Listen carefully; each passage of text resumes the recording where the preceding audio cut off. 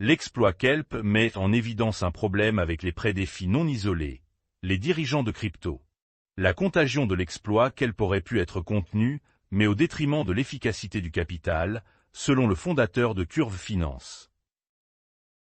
Le cycle BTC 2024 sous-performe considérablement les réductions de moitié précédentes. Analystes.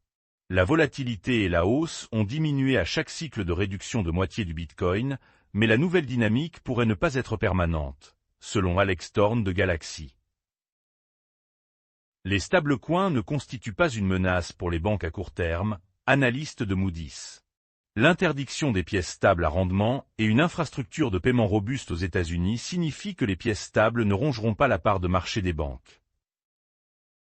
TVL DAV génère 8 milliards de dollars par jour après le piratage de Kelp DAO de 293 millions de dollars. Le jeton TAV a chuté de près de 20% à 89,05 $ en un peu plus de 24 heures, les utilisateurs ayant retiré des milliards de dollars du protocole de prêt. Bitcoin efface les gains du week-end alors que le cessez-le-feu entre les États-Unis et l'Iran tombe sous pression. Le Bitcoin est brièvement tombé en dessous de 74 000 $ dimanche alors que l'Iran menaçait de représailles suite à la saisie par l'armée américaine d'un cargo iranien. Des pirates se sont fait passer pour l'équipe et .limo pour pirater son domaine. Post-mortem.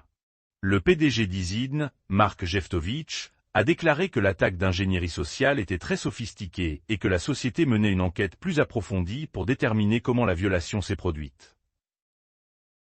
Polymarket en pourparlers pour lever 400 millions de dollars pour une valorisation de 15 milliards de dollars. Rapport.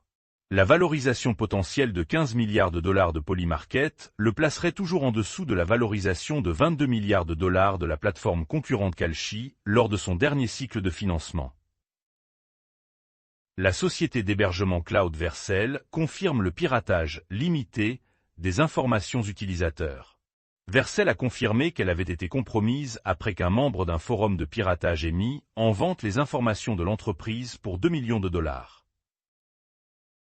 Coinbase teste les agents IA qui apparaissent sur Slack et par courrier électronique. Brian Armstrong a maintenant prédit que les agents d'IA non seulement effectueraient plus de transactions en chaîne que les humains, mais qu'il dépasserait très bientôt le nombre d'employés de son entreprise.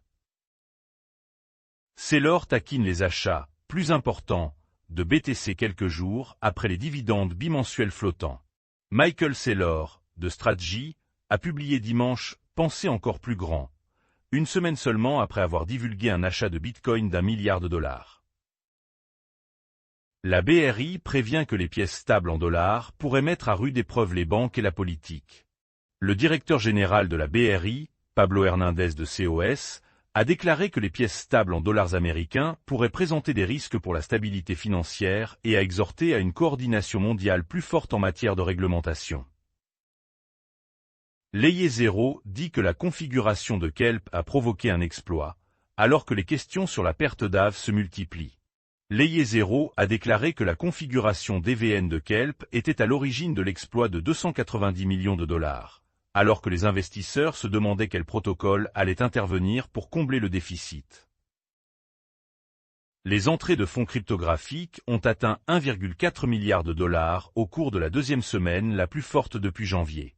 Les produits d'investissement cryptographiques ont enregistré 1,4 milliard de dollars d'entrées la semaine dernière, le Bitcoin ayant presque atteint 78 000 dollars, les actifs sous gestion s'élevant à 154,8 milliards de dollars. Coinbase déploie des prêts adossés à des crypto-monnaies au Royaume-Uni, alors que la FCA façonne les règles.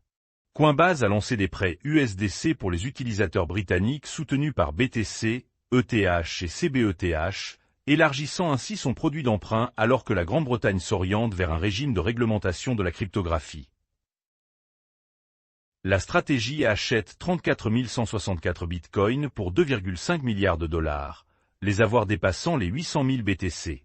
Strategy a acheté 34 164 bitcoins pour 2,54 milliards de dollars la semaine dernière, ce qui constitue son troisième achat de BTC le plus important jamais enregistré.